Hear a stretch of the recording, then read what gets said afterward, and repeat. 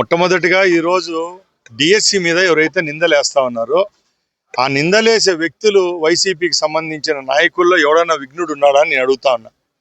ఎందుకంటే మా మంత్రి ప్రతి ఒక్కసారి చెప్తున్నాడు, వర్టికల్ హారిజాంటల్ రిజర్వేషన్ పాటించాము. దాని మీద మాట్లాడరే. అసలు మీరు ఎవరన్నా లోక జ్ఞానం ఉండేవాడు ఎవరన్నా డిఎస్సి మీద తరోగా స్టడీ చేసి మేము ఇచ్చిన జీవోలు కానీ రిక్రూట్మెంట్ పాలసీని ఎక్కడైనా స్టడీ చేశారా? ఎక్కడా చేయడం లేదు. దాని మీద చర్చకు రారు. కేవలం మీరు రాజకీయంగా ఎదుర్కోలేక మా మీద ఎలాంటి చర్యలు తీసుకోవడం తప్ప ఎక్కడా జరగడం లేదు. ఈరోజు స్పోర్ట్స్ మినిస్టర్గా నేను చెప్తున్నా, 416 సీట్లు మేము స్పోర్ట్స్ కోటా కింద కేటాయించడం జరిగింది.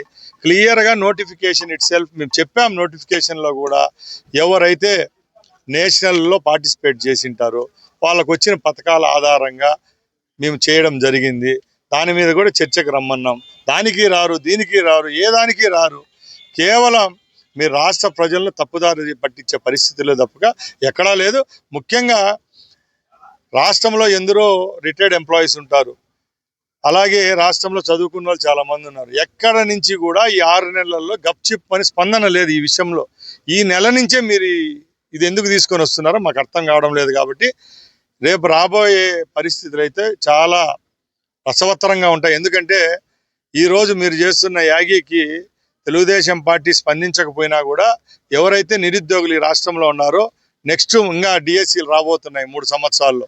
అలాగే జాబ్ క్యాలెండర్ రిలీజ్ చేయబోతున్నాం. వివిధ శాఖల్లో ఉద్యోగాలు ఎంప్లాయ్మెంట్ ఇచ్చేదానికి కూడా మేము సిద్ధంగా ఉన్నాం. ఇవన్నీ చేసేటప్పుడు చాలామంది నిరుద్యోగులు వెయిటింగ్లో ఉన్నారు. చంద్రబాబు నాయుడు గారు అంటే ఒక నమ్మకం అలాంటివి వస్తాయని.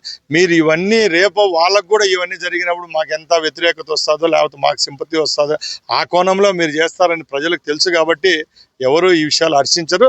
తప్పకుండా ప్రజలు మా తరపున ఉన్నారు, నమ్ముతున్నారు. కాబట్టి తప్పకుండా ఇలాంటి రిక్రూట్మెంట్లు అనేవి ఈ 3 సంవత్సరాల్లో ఇంకా ఎన్నో ఉంటాయి. జాబ్ క్యాలెండర్ను కూడా అతి త్వరలోనే ప్రకటించబోతున్నాం.